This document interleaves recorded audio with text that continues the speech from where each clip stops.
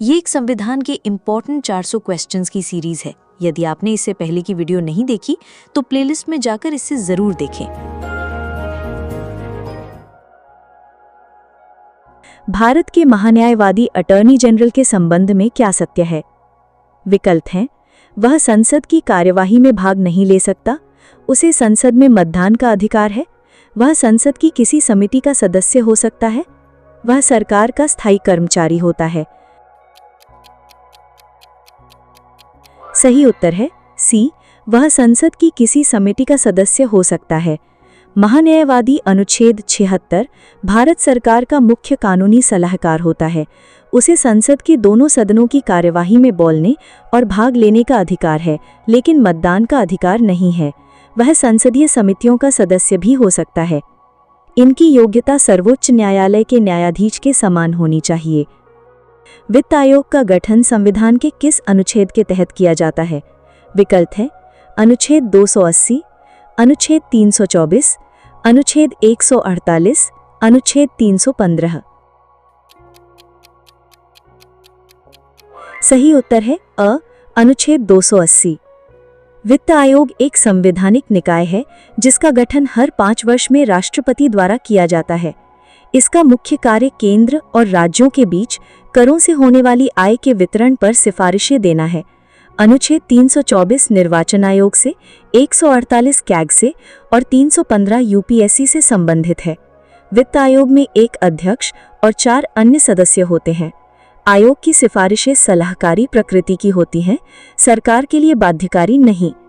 वर्तमान में 16वें वित्त आयोग का गठन किया गया है, जिसके अध्यक्ष डॉक्टर अरविंद पनगड़िया हैं। प्रश्न 46, अवशिष्ट शक्तियां रेजिडुअल पावर्स का विचार किस देश के संविधान से लिया गया है? विकल्प है: संयुक्त राज्य अमेरिका, कनाडा, ऑस्ट्रेलिया, ब्रिटेन। सही उत्तर है बी, कनाडा। अवशिष्ट शक्तियां वे विषय हैं जिनका उल्लेख संघ सूची, राज्य सूची या समवर्ती सूची में नहीं है। भारतीय संविधान में इन विषयों पर कानून बनाने की शक्ति केंद्र सरकार यानी संसद को दी गई है। यह व्यवस्था एक मजबूत केंद्र बनाने के लिए कनाडा के संविधान से प्रेरित है। भारतीय संविधान का अनुच्छेद 248 संसद को अवशिष्ट विषयों पर कानून बनाने का विशेष अधिकार देता है।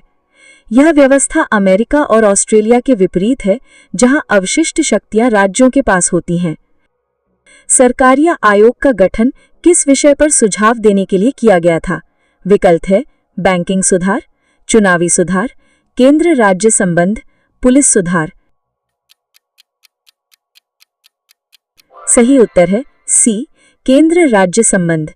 1983 में केंद्र सरकार ने न्यायमूर्ति आर.एस. सरकारिया की अध्यक्षता में एक आयोग का गठन किया था। इसका उद्देश्य केंद्र और राज्यों के बीच संबंधों की समीक्षा करना और उनमें सुधार के लिए सिफारिशें करना था। इस आयोग ने भारत के संघीय ढांचे को मजबूत करने के लिए कई महत्वपूर्ण सुझाव दिए। आयोग की कुछ प्रमुख सिफारिशें थीं: अनुच्छेद 356 का संयम से उपयोग, राज्यपालों की नियुक्ति में मुख्यमंत्रियों से परामर्श और एक स्थायी अंतर्राज्यीय परिषद की स्थापना। प्रश्न 45, शिक्षा का विषय भारतीय संविधान की किस सूची के अंतर्गत आता है? विकल्प है: संघ सूची, राज्य सूची, समवर्ती सूची, अवशिष्ट शक्तियां। सही उत्तर है सी, समवर्ती सूची। प्रारंभ में शिक्षा राज्य सूची का विषय था, लेकिन 1976 में 42वें संशोधन द्वारा इसे समवर्ती सूची में स्थानांतरित कर दिया गया। इसका मतलब है कि अब शिक्षा पर केंद्र सरकार और राज्य सरकारें दोनों ही कानून बना सकती हैं। विवाद की स्थिति में केंद्र का कानून मान्य होता है। 42वें संशोधन द्वारा शिक्षा के अलावा 4 अन्य विषयों को भी राज्य सूची से समवर्ती सूची में स्थानांतरित किया गया: वन, वन्य जीवों और पक्षियों का संरक्षण, नापतौल और न्याय प्रशासन। प्रश्न 46, न्यायिक समीक्षा जुडिशियल रिव्यू की अवधारणा भारतीय संविधान में किस देश से ली गई है? विकल्प है: ब्रिटेन, आयरलैंड, संयुक्त राज्य अमेरिका, स्विट्जरलैंड। सही उत्तर है सी, संयुक्त राज्य अमेरिका। न्यायिक समीक्षा न्यायपालिका की वह शक्ति है जिसके तहत वह विधायिका द्वारा बनाए गए कानूनों और कार्यपालिका के आदेशों की संवैधानिकता की जांच कर सकती है। यदि कोई कानून या आदेश संविधान का उल्लंघन करता है तो न्यायालय उसे अमान्य घोषित कर सकता है। यह शक्ति संविधान की सर्वोच्चता को बनाए रखती है। न्यायिक समीक्षा शब्द का संविधान में स्पष्ट उल्लेख नहीं है, लेकिन यह शक्ति अनुच्छेद 13, 32 और 226 से प्राप्त होती है। केशवानंद भारती मामले में सर्वोच्च न्यायालय ने न्यायिक समीक्षा को संविधान की मूल संरचना का हिस्सा माना है। प्रश्न 47। जनहित याचिका पब्लिक इंटरेस्ट लिटिगेशन PIL की अवधारणा की शुरुआत किस देश में हुई? विकल्प है A Bharat, B Britain, C Australia, D संयुक्त राज्य अमेरिका। सही उत्तर है D संयुक्त राज्य अमेरिका। जनहित याचिका की अवधारणा की शुरुआत 1960 के दशक में संयुक्त राज्य अमेरिका में हुई थी। भारत में न्यायमूर्ति PN भगवती और VR कृष्णा अय्यर ने इसे शुरू करने में महत्वपूर्ण भूमिका निभाई। PIL एक ऐसा माध्यम है जिससे कोई भी व्यक्ति या संगठन सार्वजनिक हित के मुद्दे पर न्यायालय जा सकता है। PIL ने पारंपरिक लोकस स्टैंडी के नियम को उदार बनाया, जिसका अर्थ है कि केवल पीड़ित व्यक्ति ही अदालत जा सकता है। इसे सामाजिक क्रिया याचिका के रूप में भी जाना जाता है। प्रश्न 48। संविधान के किस अनुच्छेद के तहत उच्च न्यायालय हाई कोर्ट रिट जारी कर सकते हैं? विकल्प है अनुच्छेद 32, अनुच्छेद 124, अनुच्छेद 226, अनुच्छेद 239। सही उत्तर है C अनुच्छेद 226। अनुच्छेद 226 उच्च न्यायालयों को मौलिक अधिकारों के प्रवर्तन के साथ साथ किसी अन्य उद्देश्य के लिए भी रिट जैसे बंदी प्रत्यक्षीकरण, परमादेश आदि जारी करने की शक्ति देता है। सर्वोच्च न्यायालय अनुच्छेद 32 के मुकाबले उच्च न्यायालयों का रिट क्षेत्राधिकार व्यापक है। 5 प्रकार की रिट हैं: बंदी प्रत्यक्षीकरण, परमादेश, प्रतिषेध, उत्प्रेषण और अधिकार पृच्छा। अनुच्छेद 32 अपने आप में एक मौलिक अधिकार है, संवैधानिक उपचारों का अधिकार। प्रश्न 49। भारतीय संविधान की 10वीं अनुसूची किससे संबंधित है? विकल्प हैं A भाषाओं से, B दल बदल विरोधी कानून से, C शपथ और प्रतिज्ञान से, D भूमि सुधार से। सही उत्तर है B दल बदल विरोधी कानून से। 10वीं अनुसूची को 1985 में 52वें संविधान संशोधन के माध्यम से जोड़ा गया था। इसका उद्देश्य राजनीतिक अवसरवादिता को रोकने के लिए सांसदों और विधायकों द्वारा एक राजनीतिक दल से दूसरे दल में जाने पर रोक लगाना है। इसे दल बदल विरोधी कानून भी कहते हैं। दल बदल के आधार पर अयोग्यता का निर्णय सदन का अध्यक्ष, स्पीकर या चेयरमैन करता है। किहोथो होलोहन मामले में 1992 में सर्वोच्च न्यायालय ने फैसला दिया कि अध्यक्ष का निर्णय न्यायिक समीक्षा के अधीन है। प्रश्न 50। भारतीय संविधान का कौन सा अनुच्छेद भारत के राष्ट्रपति को अध्यादेश जारी करने की शक्ति देता है? विकल्प हैं अनुच्छेद 72, अनुच्छेद 111, अनुच्छेद 123, अनुच्छेद 143। सही उत्तर है C अनुच्छेद 123। जब संसद का सत्र नहीं चल रहा हो और किसी कानून की तत्काल आवश्यकता हो तो राष्ट्रपति अनुच्छेद 123 के तहत अध्यादेश जारी कर सकते हैं। इस अध्यादेश का प्रभाव और शक्ति संसद द्वारा बनाए गए कानून के समान ही होती है। अध्यादेश को संसद की पुनः बैठक के 6 सप्ताह के भीतर अनुमोदित किया जाना चाहिए, अन्यथा ये समाप्त हो जाता है। एक अध्यादेश की अधिकतम आयु 6 महीने और 6 सप्ताह हो सकती है। राज्यपाल को अनुच्छेद 213 के तहत समान शक्ति प्राप्त है।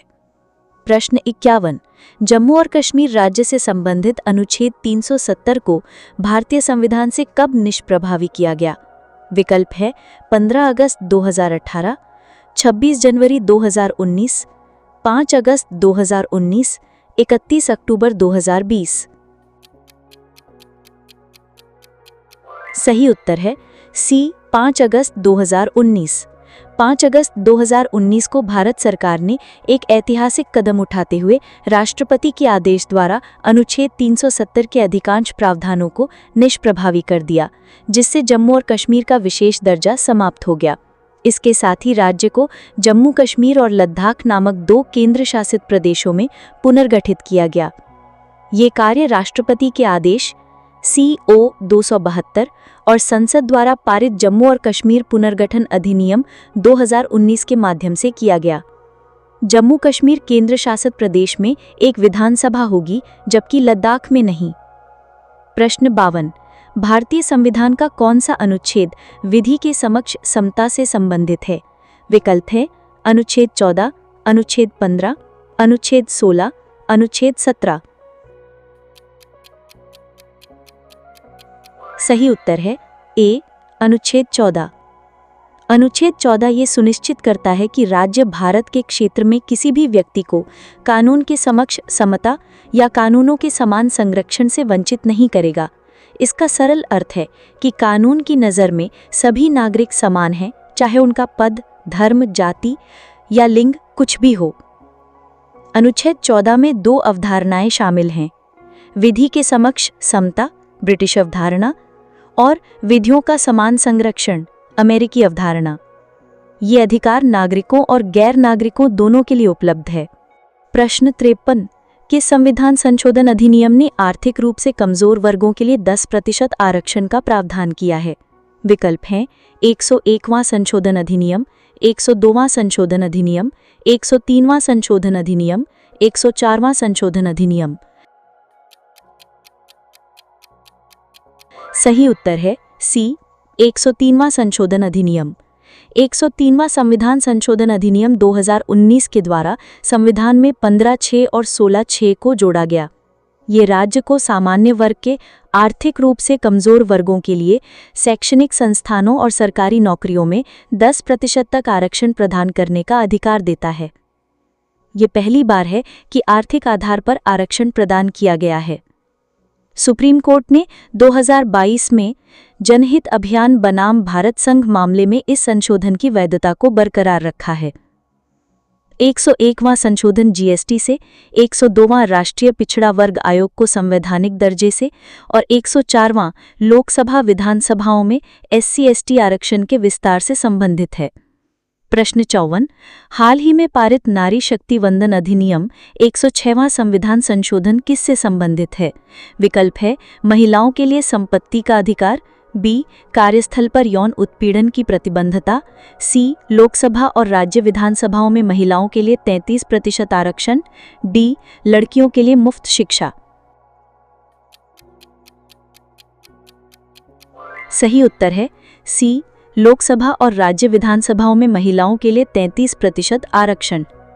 106वां संविधान संशोधन अधिनियम, जिसे नारी शक्ति वंदन अधिनियम के नाम से जाना जाता है, एक ऐतिहासिक कानून है। ये लोकसभा, राज्य विधानसभाओं और दिल्ली विधानसभा में महिलाओं के लिए कुल सीटों में से 1/3 यानी 33% सीटें आरक्षित करने का प्रावधान करता है। ये आरक्षण इस अधिनियम के लागू होने के बाद होने वाली पहली जनगणना के बाद किए जाने वाले परिसीमन के बाद प्रभावी होगा। महिलाओं के लिए आरक्षित सीटों के भीतर SC/ST के लिए उप आरक्षण का भी प्रावधान है। प्रश्न 55। भारतीय संविधान में एकल नागरिकता का प्रावधान किस देश से लिया गया है? विकल्प हैं संयुक्त राज्य अमेरिका, ब्रिटेन, कनाडा, ऑस्ट्रेलिया। सही उत्तर है बी ब्रिटेन। भारत में एकल नागरिकता की व्यवस्था है, जिसका अर्थ है कि कोई भी व्यक्ति चाहे किसी भी राज्य में रहता हो, वह केवल भारत का नागरिक होता है, राज्य का नहीं। ये प्रावधान देश में एकता और भाईचारे को बढ़ावा देने के लिए ब्रिटेन के संविधान से लिया गया है। अमेरिका में दोहरी नागरिकता है। संविधान का भाग 2 अनुच्छेद 5 से 11 नागरिकता से संबंधित है। एकल नागरिकता भारत के सभी नागरिकों को समान अधिकार और विशेषाधिकार सुनिश्चित करती है। प्रश्न 56। भारतीय संविधान में मौलिक अधिकारों यानी फंडामेंटल राइट्स की अवधारणा किस देश के संविधान से प्रेरित है? विकल्प है ए आयरलैंड, बी कनाडा, सी ब्रिटेन, डी संयुक्त राज्य अमेरिका। सही उत्तर है डी संयुक्त राज्य अमेरिका। मौलिक अधिकार वे अधिकार हैं जो नागरिकों के समग्र विकास के लिए आवश्यक हैं और जिन्हें राज्य के खिलाफ लागू किया जा सकता है। ये महत्वपूर्ण अवधारणा अमेरिकी संविधान के बिल ऑफ राइट्स से प्रेरित है। ये अधिकार संविधान के भाग 3 में वर्णित हैं। मौलिक अधिकार वाद योग्य हैं, यानी इनके हनन पर सीधे सर्वोच्च न्यायालय या उच्च न्यायालय में जाया जा सकता है। प्रश्न 57। भारतीय संविधान में संसदीय शासन प्रणाली किस देश से अपनाई गई है? विकल्प है A France, B Germany, C Britain, D संयुक्त राज्य अमेरिका। सही उत्तर है सी ब्रिटेन। भारत ने ब्रिटेन के वेस्टमिंस्टर मॉडल पर आधारित संसदीय प्रणाली को अपनाया है। इस प्रणाली में कार्यपालिका यानी सरकार अपनी नीतियों और कार्यों के लिए विधायिका यानी संसद के प्रति उत्तरदायी होती है। राष्ट्रपति नाममात्र का प्रमुख होता है, जबकि वास्तविक शक्ति प्रधानमंत्री के नेतृत्व वाली मंत्रिपरिषद के पास होती है।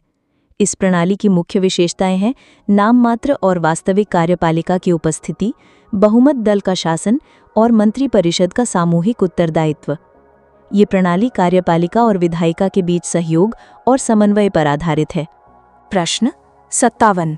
भारतीय संविधान में संसदीय शासन प्रणाली यानी पार्लियामेंट्री सिस्टम ऑफ गवर्नमेंट किस देश से अपनाई गई है? विकल्प हैं A France, B Germany, C Britain, D संयुक्त राज्य अमेरिका। सही उत्तर है सी ब्रिटेन। भारत ने ब्रिटेन के वेस्टमिंस्टर मॉडल पर आधारित संसदीय प्रणाली को अपनाया है। इस प्रणाली में कार्यपालिका यानी सरकार अपनी नीतियों और कार्यों के लिए विधायिका यानी संसद के प्रति उत्तरदायी होती है। राष्ट्रपति नाममात्र का प्रमुख होता है, जबकि वास्तविक शक्ति प्रधानमंत्री के नेतृत्व वाली मंत्रिपरिषद के पास होती है। इस प्रणाली की मुख्य विशेषताएं हैं नाममात्र और वास्तविक कार्यपालिका की उपस्थिति, बहुमत दल का शासन और मंत्रिपरिषद का सामूहिक उत्तरदायित्व। ये प्रणाली कार्यपालिका और विधायिका के बीच सहयोग और समन्वय पर आधारित है। शून्यकाल किस देश की संसदीय प्रणाली की देन है? विकल्प है ए ब्रिटेन, बी संयुक्त राज्य America, C France, D Bharat. सही उत्तर है डी भारत। शून्यकाल संसदीय कार्यवाही में भारत का एक अनूठा नवाचार है। ये प्रश्नकाल के ठीक बाद का समय होता है, जिसमें सांसद बिना किसी पूर्व सूचना के अत्यावश्यक सार्वजनिक महत्व के मामले उठा सकते हैं। इसका संविधान या संसदीय प्रक्रिया के नियमों में कोई उल्लेख नहीं है। ये अवधारणा 1960 के दशक में शुरू हुई थी। शून्यकाल नाम मीडिया द्वारा दिया गया है क्योंकि ये दोपहर 12 बजे शुरू होता है। प्रश्न 60। लोक लेखा समिति में कितने सदस्य होते हैं? विकल्प है ए 20 सदस्य, 10 लोकसभा से, 10 राज्यसभा से, बी 22 सदस्य, 15 लोकसभा से, 7 राज्यसभा से, सी 30 सदस्य, सभी लोकसभा से, डी 15 सदस्य, सभी लोकसभा से। सही उत्तर है बी 22 सदस्य, 15 लोकसभा से, 7 राज्यसभा से। लोक लेखा समिति एक महत्वपूर्ण वित्तीय समिति है जो सीएजी की रिपोर्ट की जांच करती है। इसमें कुल 22 सदस्य होते हैं, जिनमें से 15 सदस्य लोकसभा से और 7 सदस्य राज्यसभा से चुने जाते हैं। इसका अध्यक्ष परंपरागत रूप से विपक्षी दल का नेता होता है। ये भारत की सबसे पुरानी संसदीय समिति है, जिसका गठन 1921 में हुआ था। सदस्यों का चुनाव प्रतिवर्ष अनुपातिक प्रतिनिधित्व के सिद्धांत के अनुसार किया जाता है। कोई भी मंत्री इस समिति का सदस्य नहीं हो सकता। प्रश्न 60। भारत का राष्ट्रीय पंचांग किस पर आधारित है? विकल्प है ए विक्रम संवत, बी शक संवत, सी हिजरी सन, डी ग्रेगोरियन कैलेंडर। सही उत्तर है बी शक संवत। भारत सरकार ने 22 मार्च 1957 को ग्रेगोरियन कैलेंडर के साथ साथ राष्ट्रीय कैलेंडर के रूप में शक संवत को अपनाया। इसका पहला महीना चैत्र होता है और सामान्य वर्ष 365 दिनों का होता है। इसका उपयोग भारत के राजपत्र और सरकारी संचार में किया जाता है। ये कैलेंडर मेघनाथ साहा की अध्यक्षता वाली कैलेंडर सुधार समिति की सिफारिशों पर आधारित है। शक संवत की शुरुआत कुषाण राजा कनिष्क ने 78 ईस्वी में की थी। ग्रेगोरियन कैलेंडर और शक संवत में 78 वर्षों का अंतर है। प्रश्न 61। भारत के राष्ट्रगान जन गण मन को संविधान सभा द्वारा कब अपनाया गया? विकल्प है ए 15 अगस्त 1947, बी 26 नवंबर 1949, सी 24 जनवरी 1950, डी 26 जनवरी 1950। सही उत्तर है सी 24 जनवरी 1950। सोचिए, जैसे स्कूल का आखिरी दिन होता है वैसे ही 24 जनवरी 1950 को संविधान बनाने वाली सभा की आखिरी बैठक थी। इसी खास दिन पर हमारे देश का राष्ट्रगान जन गण मन चुना गया। ये गाना गुरुदेव रविंद्रनाथ टैगोर ने लिखा है और ये भारत की एकता और विविधता का प्रतीक है। इसी दिन वंदे मातरम को राष्ट्रगीत और डॉक्टर राजेंद्र प्रसाद को भारत का पहला राष्ट्रपति भी चुना गया था। राष्ट्रगान को पहली बार 27 दिसंबर 1911 को भारतीय राष्ट्रीय कांग्रेस के कलकत्ता यानी अब कोलकाता अधिवेशन में गाया गया था। प्रश्न 62। कोई विधेयक धन विधेयक है या नहीं, इसका अंतिम निर्णय कौन करता है? विकल्प है ए राष्ट्रपति, बी प्रधानमंत्री, सी लोकसभा अध्यक्ष, डी वित्त मंत्री। सही उत्तर है सी लोकसभा अध्यक्ष। लोकसभा के स्पीकर सदन के जज या रेफरी की तरह होते हैं। जब इस बात पर बहस होती है कि कोई कानून पैसे यानी टैक्स खर्च से जुड़ा है या नहीं, तो स्पीकर का फैसला ही आखिरी माना जाता है। उनके फैसले पर कोई सवाल नहीं उठा सकता। ये उनकी एक विशेष शक्ति है। ये शक्ति संविधान के अनुच्छेद 110(3) से मिलती है। इनके फैसले को किसी भी कोर्ट में चुनौती नहीं दी जा सकती। धन विधेयक को राज्यसभा 14 दिन से अधिक नहीं रोक सकती। उसे केवल सिफारिशें देने का अधिकार है, जिसे मानना या ना मानना लोकसभा पर निर्भर है। प्रश्न 63। भारत में पहली बार आम चुनाव कब हुए थे? विकल्प है ए 1947-1948, बी 1949-1950, सी 1951-1952, डी 1953-1954। सही उत्तर है सी 1951-1952। आज़ादी के बाद ये पहली बार था जब भारत के हर वयस्क नागरिक, महिला हो या पुरुष, को अपनी सरकार चुनने का मौका मिला था। ये चुनाव एक बड़े लोकतांत्रिक त्योहार की तरह था, जो अक्टूबर 1951 से फरवरी 1952 तक यानी कई महीनों तक चला था। इन चुनावों ने सार्वभौमिक वयस्क मताधिकार यानी हर वयस्क को वोट का अधिकार के सिद्धांत को सच कर दिया था और पहली लोकसभा का गठन किया था। इन चुनावों में भारतीय राष्ट्रीय कांग्रेस ने जवाहरलाल नेहरू के नेतृत्व में प्रचंड बहुमत हासिल किया था। प्रश्न 64। प्राक्कलन समिति के संबंध में क्या सत्य है? विकल्प हैं ए इसमें 22 सदस्य होते हैं, बी इसमें राज्यसभा के सदस्य भी शामिल होते हैं, सी इसके सभी 30 सदस्य लोकसभा से होते हैं, डी इसका अध्यक्ष सत्ताधारी दल से नहीं हो सकता। सही उत्तर है सी इसके सभी 30 सदस्य लोकसभा से होते हैं। ये समिति सरकार के खर्चों पर नज़र रखने वाली एक टीम की तरह है। इसका काम ये देखना है कि सरकारी पैसा सही से और बिना फिजूल खर्ची के इस्तेमाल हो रहा है या नहीं। इसमें सिर्फ लोकसभा के 30 सदस्य होते हैं, इसलिए इसे लोकसभा की अपनी समिति भी कह सकते हैं। ये संसद की सबसे बड़ी समिति है और इसे स्थायी मितव्ययता समिति भी कहते हैं। इस समिति में कोई भी मंत्री सदस्य नहीं हो सकता और इसका कार्यकाल केवल 1 वर्ष का होता है। प्रश्न 65। भारतीय संविधान में अब तक कुल कितने संशोधन हो चुके हैं? विकल्प है ए 104, बी 105, सी 106, डी 107। सही उत्तर है सी 106। हमारा संविधान एक जीवित दस्तावेज की तरह है, जिसमें समय के साथ बदलाव किए जा सकते हैं। अगस्त 2025 तक इसमें 106 बार बदलाव यानी संशोधन किए जा चुके हैं। सबसे नया बदलाव महिलाओं को संसद और विधानसभाओं में आरक्षण देने से जुड़ा है, जिसे नारी शक्ति वंदन अधिनियम कहते हैं। 106वां संशोधन लोकसभा और राज्य विधानसभाओं में महिलाओं के लिए 33% आरक्षण का प्रावधान करता है। संविधान में संशोधन की प्रक्रिया दक्षिण अफ्रीका के संविधान से ली गई है और इसका उल्लेख अनुच्छेद 368 में है। प्रश्न 66। भारतीय संविधान का कौन सा अनुच्छेद राज्यपाल को अध्यादेश जारी करने की शक्ति प्रदान करता है? विकल्प है 1 अनुच्छेद 123, 2 अनुच्छेद 200, 3 अनुच्छेद 213 या 4 अनुच्छेद 161। सही उत्तर है 3 अनुच्छेद 213। जब विधानसभा का सत्र यानी बैठक नहीं चल रहा हो और राज्य में किसी कानून की तुरंत जरूरत पड़ जाए तो राज्यपाल एक अस्थायी कानून जारी कर सकते हैं।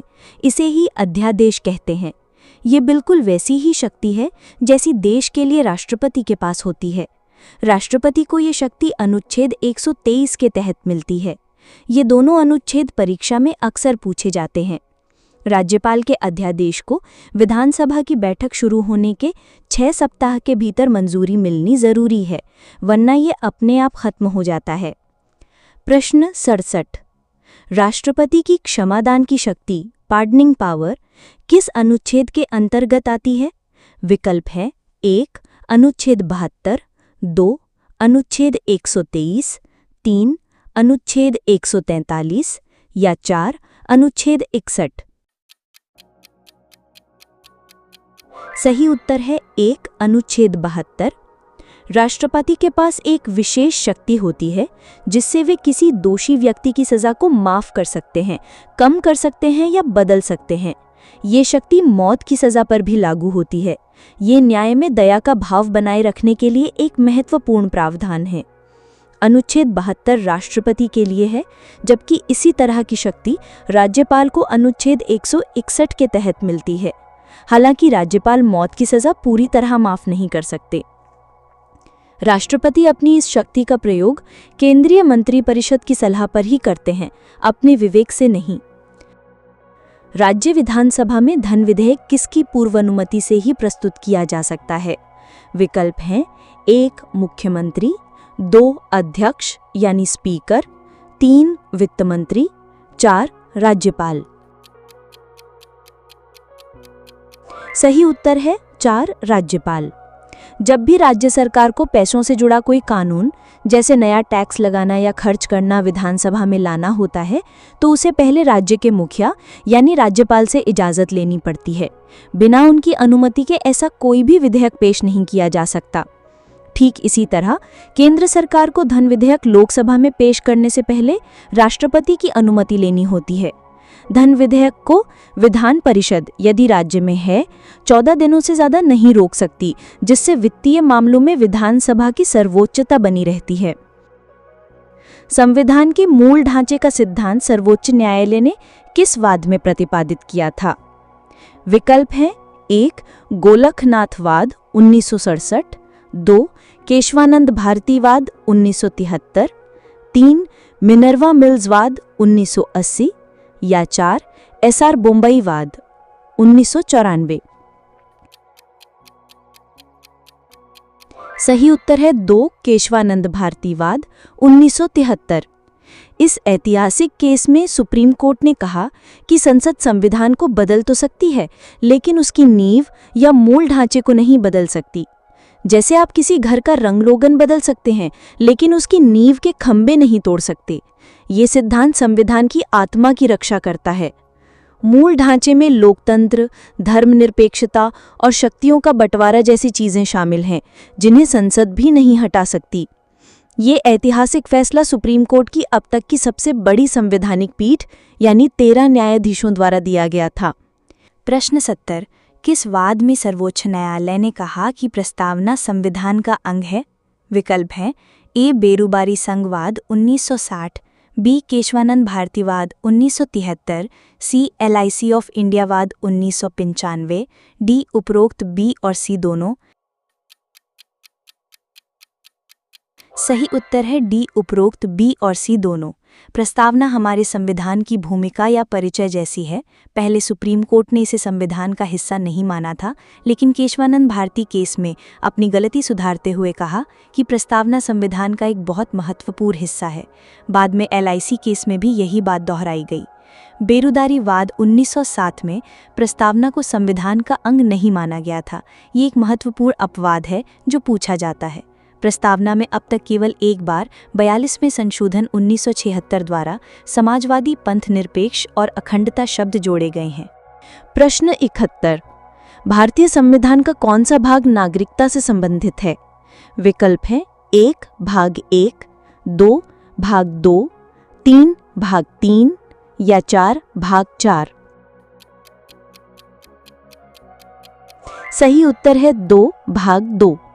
हमारे संविधान की किताब में अलग अलग भाग यानी पार्ट्स हैं, जैसे किसी किताब में अध्याय होते हैं। इसका दूसरा भाग यानी पार्ट 2 ये बताता है कि कौन भारत का नागरिक है या बन सकता है। इसमें अनुच्छेद 5 से लेकर 11 तक नागरिकता के नियम लिखे गए हैं। भाग 1 संघ राज्य क्षेत्र, भाग 3 मौलिक अधिकार और भाग 4 राज्य के नीति निर्देशक तत्वों से संबंधित है।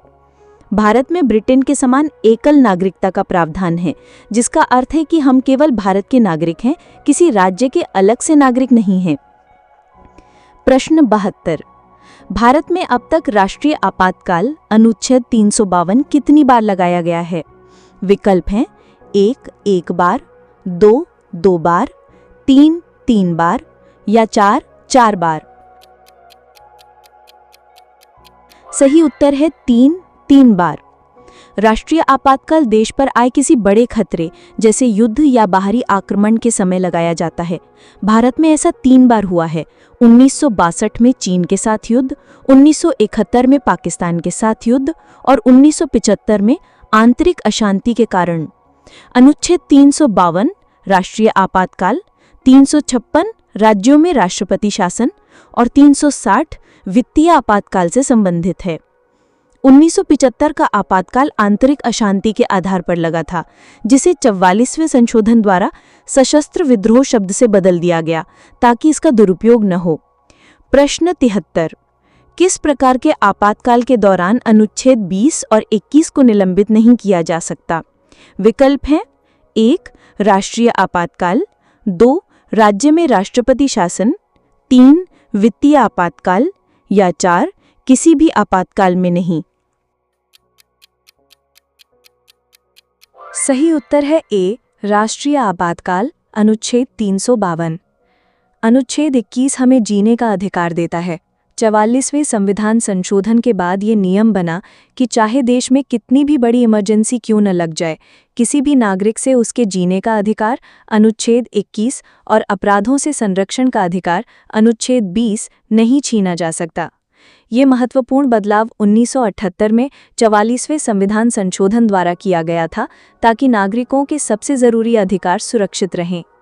अनुच्छेद 21 की व्याख्या में सुप्रीम कोर्ट ने गरिमापूर्ण जीवन का अधिकार और निजता का अधिकार जैसे कई अधिकारों को शामिल किया है। प्रश्न 74। प्रोटेम स्पीकर का कर्तव्य क्या होता है? यूपीएससी सीडीएस 2019 में पूछा गया प्रश्न है।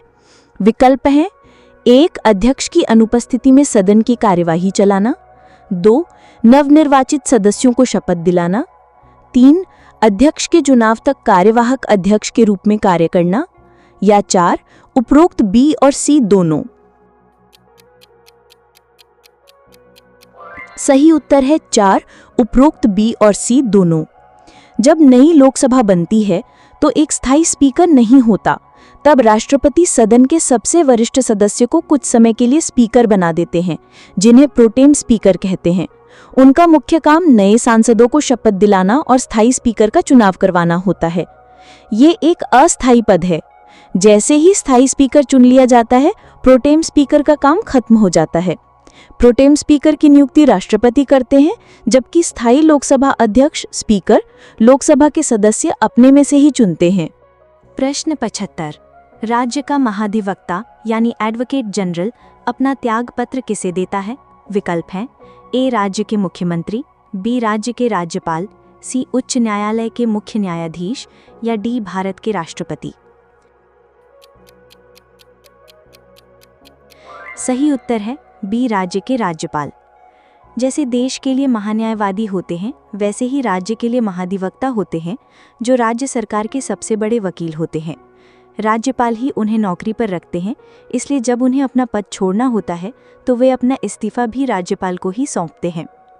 महाधिवक्ता का पद संविधान के अनुच्छेद 165 में वर्णित है और वे राज्य का सर्वोच्च विधि अधिकारी होता है। वे राज्यपाल के प्रसाद पर्यंत पद धारण करता है, जिसका अर्थ है कि राज्यपाल उसे कभी भी पद से हटा सकते हैं। प्रश्न 76। किसी राज्य में विधान परिषद के गठन या समाप्ति की प्रक्रिया का उल्लेख किस अनुच्छेद में है?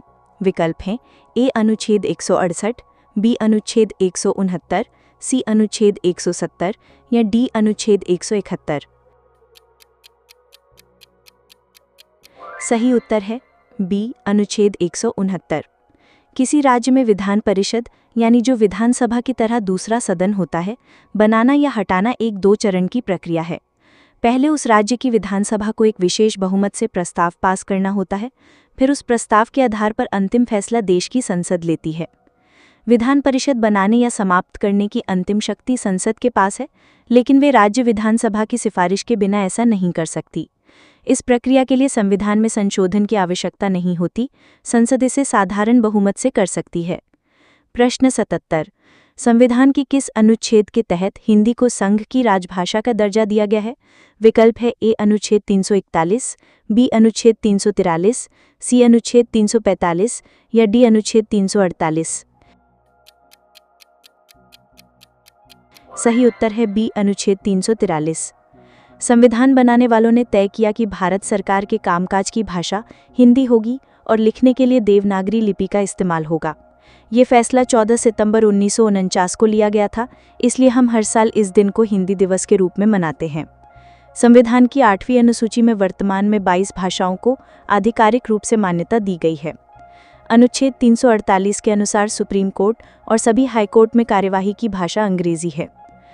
राष्ट्रीय पिछड़ा वर्ग आयोग यानी एनसीबीसी को संवैधानिक दर्जा के संशोधन द्वारा दिया गया। विकल्प है ए 101वां संशोधन, बी 102वां संशोधन, सी 103वां संशोधन या डी 104वां संशोधन? सही उत्तर है बी 102वां संशोधन। पहले पिछड़ा वर्ग आयोग एक सामान्य संस्था थी, लेकिन 2018 में 102वें संशोधन द्वारा इसे एक शक्तिशाली संवैधानिक निकाय बना दिया गया। अब इसके पास पिछड़े वर्गों के अधिकारों की रक्षा करने और शिकायतों की जांच करने के लिए सिविल कोर्ट जैसी शक्तियां हैं। इस संशोधन द्वारा संविधान में एक नया अनुच्छेद 338 बी जोड़ा गया। 103वां संशोधन आर्थिक रूप से कमजोर वर्गों यानी ईडब्ल्यूएस के लिए 10% आरक्षण से संबंधित है। प्रश्न 79। किस अनुच्छेद में विधि द्वारा स्थापित प्रक्रिया यानी प्रोसीजर एस्टैब्लिश्ड बाय लॉ का उल्लेख है? UPSC prelims 2014। विकल्प हैं ए अनुच्छेद 14, बी अनुच्छेद 19, सी अनुच्छेद 21, डी अनुच्छेद 22? सही उत्तर है सी अनुच्छेद 21। ये अनुच्छेद हमारे जीवन और व्यक्तिगत स्वतंत्रता का रक्षक है। ये कहता है कि सरकार किसी भी व्यक्ति की जान या आज़ादी को मनमाने ढंग से नहीं छीन सकती। ऐसा करने के लिए एक उचित कानून और उसकी सही प्रक्रिया का पालन करना ही होगा, अन्यथा नहीं। ये मौलिक अधिकार भारतीय नागरिकों के साथ साथ विदेशी नागरिकों को भी प्राप्त है। मेनका गांधी मामले में, जो कि 1978 में हुआ था, सुप्रीम कोर्ट ने इसकी व्याख्या को और व्यापक बनाया और इसमें गरिमापूर्ण जीवन का अधिकार भी शामिल किया। प्रश्न 80। भारत में लोकपाल एवं लोकायुक्त की स्थापना का सुझाव सबसे पहले किसने दिया था? विकल्प है ए सरकारिया आयोग, बी प्रशासनिक सुधार आयोग 1966, सी विधि आयोग या डी ठक्कर आयोग? सही उत्तर है बी प्रशासनिक सुधार आयोग 1966। भारत में भ्रष्टाचार पर लगाम लगाने के लिए मोरारजी देसाई की अध्यक्षता वाले पहले प्रशासनिक सुधार आयोग ने 1966 में ये सुझाव दिया था कि केंद्र में लोकपाल और राज्यों में लोकायुक्त होना चाहिए, जो मंत्रियों और अधिकारियों के खिलाफ भ्रष्टाचार की शिकायतों की जांच करे। ये विचार स्कैंडिनेवियन देशों की ओम्बुड्समैन नामक संस्था से प्रेरित है। भारत में लोकपाल और लोकायुक्त अधिनियम 2013 में पारित हुआ। यदि आपको ये वीडियो अच्छा लगा हो तो वीडियो को लाइक करें, शेयर करें और हमारे चैनल को सब्सक्राइब करें, जिससे कि हम थोड़े से मोटिवेट रहें और आपके लिए इस तरह की वीडियो लाते रहें। धन्यवाद।